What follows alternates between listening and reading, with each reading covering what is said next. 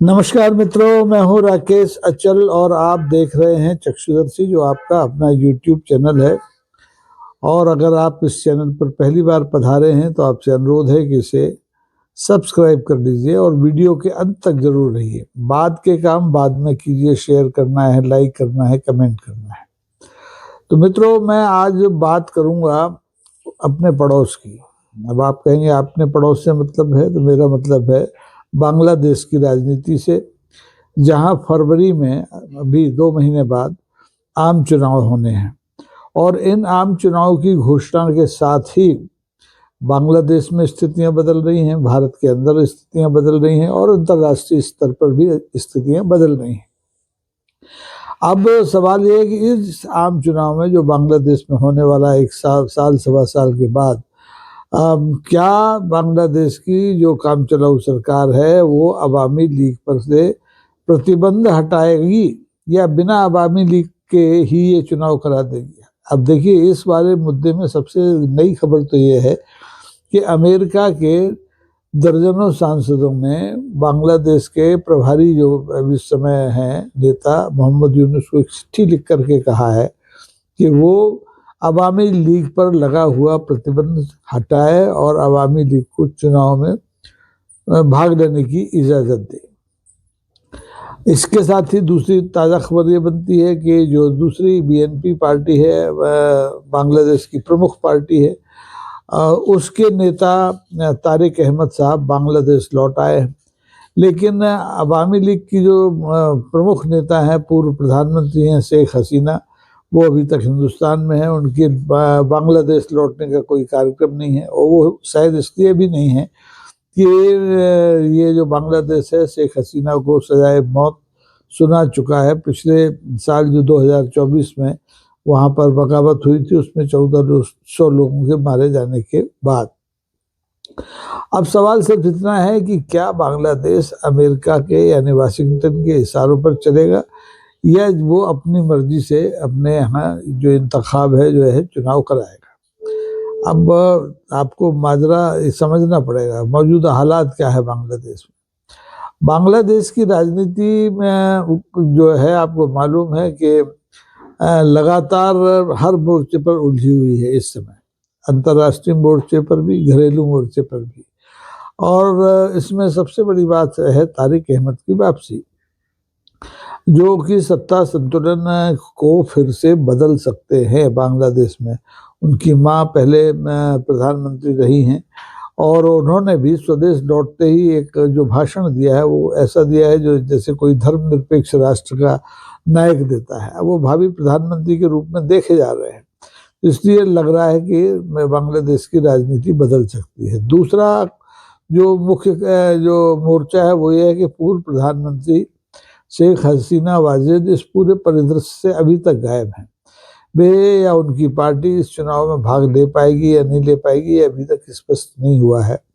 और तीसरा ये है कि मोहम्मद यूनुस जो काम चलाऊ सरकार के मुखिया हैं, उन पर जो अंतर्राष्ट्रीय दबाव बन रहा है, अमेरिका का भी है, भारत का भी है, चीन का भी है, ये कितना असर डालेगा।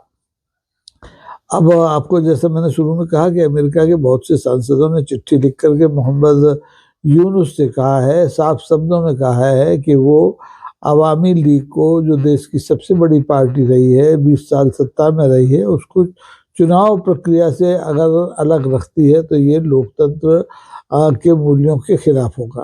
मतलब सीधा सीधा मतलब है कि अमेरिका का दबाव है मोहम्मद यूनुस पर कि वो अवामी लीग पर लगा प्रतिबंध वापस लें और उन्हें चुनाव में शामिल होने की इजाज़त दें। मतलब साफ है, मतलब साफ इसलिए है कि अगर अवामी लीग से पाबंदी हटाई जाती है तो वहाँ पर जो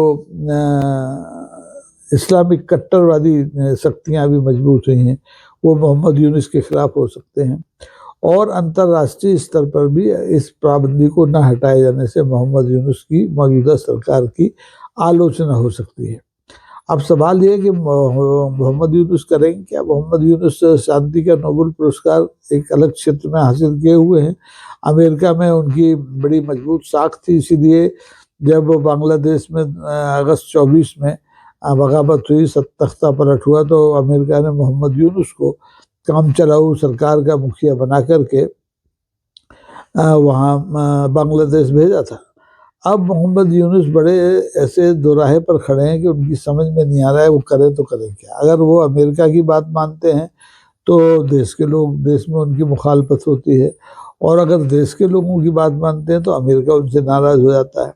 और अगर ये जोखिम वो लेते हैं तो फिर आप देखें कि इसका बांग्लादेश को मिलने वाली आर्थिक मदद, व्यापार और कूटनीतिक जो समर्थन अभी तक अमेरिका की ओर से बांग्लादेश को मिलता रहा है उस पर भी असर पड़ सकता है। तो पेच फंस गया है। अभी तक अगर आप इतिहास पर नज़र डालें तो देखेंगे कि बांग्लादेश अभी किसी दबाव में काम नहीं किया बांग्लादेश की किसी भी सरकार ने। जो उसके संबंध है पारस्परिक संबंध है उनके आधार पर उसने निर्णय लिए हैं। पुरानी जो सरकार थी शेख हसीना वाजिद की, उसकी भारत सरकार से बड़ी अच्छी दोस्ती थी, खूब निभ रही थी, लेकिन अब स्थितियाँ उल्टी हैं। आज हालात बदल गए हैं और अर्थव्यवस्था पर भी इसका असर पड़ रहा है, दबाव में है, और चुनाव की वैधता को लेकर भी सवाल उठने लगे हैं। ऐसे ही चुनाव शेख हसीना वाजिद ने भी अपने सत्ता में रहते हुए कराए थे, जिसमें कि विपक्ष गायब था। विपक्ष ने चुनावों का बहिष्कार किया था।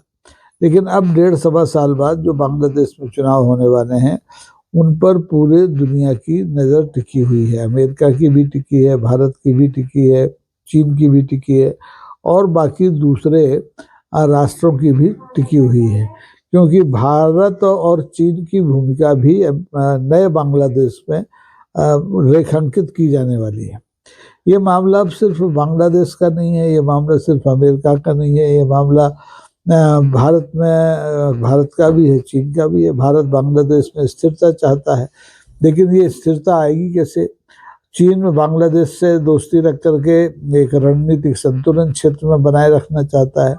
यानी बांग्लादेश निश्चित तौर पर दोराहे पर नहीं, तिराहे पर खड़ा है, और चौराहे पर भी खड़ा है आप कह सकते हैं। उसे एक तरफ भारत को देखना है, दूसरी तरफ चीन को देखना है, तीसरी तरफ अमेरिका को देखना है, और चौथी तरफ अपनी खुद घर की स्थितियां देखना है। तो बांग्लादेश में सत्ता की असली लड़ाई अभी मेरे ख्याल से खत्म नहीं हुई है, जो कि 2024 में अगस्त में शुरू हुई थी। ये लड़ाई जारी है।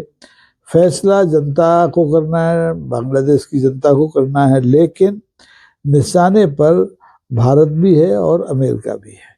क्योंकि अभी आप देखें कि बांग्लादेश में भारत विरोधी बहुत लंबी मुहिम चल रही है। 2-3 हिंदू युवकों की लिंचिंग हो गई है, भीड़ ने उन्हें पीट पीट के मार दिया है। तो इसकी प्रतिक्रिया भारत के अंदर भी है और भारत के बाहर भी है, अमेरिका में भी है। क्योंकि पूर्व प्रधानमंत्री जो है ये बांग्लादेश की शेख हसीना वाजिद, वो अभी भारत की शरण में है। पूरा साल भर, 1.25 साल होने को आ गया। उनकी वापसी का कोई संकेत अभी भारत सरकार ने नहीं दिया है, क्योंकि अगर वो उनको बांग्लादेश को शेख हसीना को सौंप दिया गया भारत की ओर से, तो वो उन्हें निश्चित तौर पर फांसी पर लटका सकती है, क्योंकि सजाए मौत वो सुना चुकी है। और इस मामले में अभी तक शेख हसीना वाजिद ने किसी भी फोरम पे अपील भी नहीं की है, तो वो मामला अधर में लटका हुआ है। अब आप अगर बांग्लादेश के इतिहास पर नज़र डालें तो आपको याद है कि 1971 में भारत की मदद से पाकिस्तान के पूर्वी हिस्से को तोड़ करके बांग्लादेश का जन्म हुआ था। शेख मुजीबुर रहमान पहले राष्ट्रपति बनाए गए थे, और बांग्लादेश की आज़ादी के कुल 4-5 साल बाद ही 1975 में शेख मुजीबुर रहमान के पूरे परिवार की एक तरह से हत्या कर दी गई थी। ये बेटियां जो हैं शेख हसीना वाजिद और इनकी बहन, ये जैसे तैसे इसलिए बच गए थे कि उस समय ये तख्ता पलट के वक्त बांग्लादेश से बाहर थे। और उसके बाद से लगातार अवामी लीग हो, जातीय पार्टी हो, बीएनपी हो, ये सत्ता में बारी बारी से आते रहे हैं। और बांग्लादेश अकेला ऐसा राष्ट्र है जहां निर्दलीयों को भी देश की कमान संभालने का अवसर मिला, भले ही वो थोड़े समय के लिए मिला हो। आपको अगर याद हो तो शेख मुजीब के बाद मंसूर अली साहब ने देश की कमान संभाली। मोहम्मद हबीबुर रहमान का नाम आपको याद होगा, लतीफ़ुर रहमान साहब का नाम याद होगा। ये सब निर्दलीय हुआ करते थे।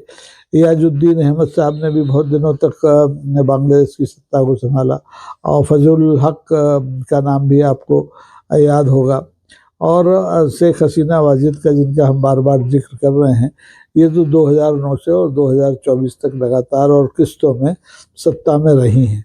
लेकिन सत्ता में रहते हुए इनसे जो भी गलतियां हुई हों उसकी समीक्षा अलग से होगी।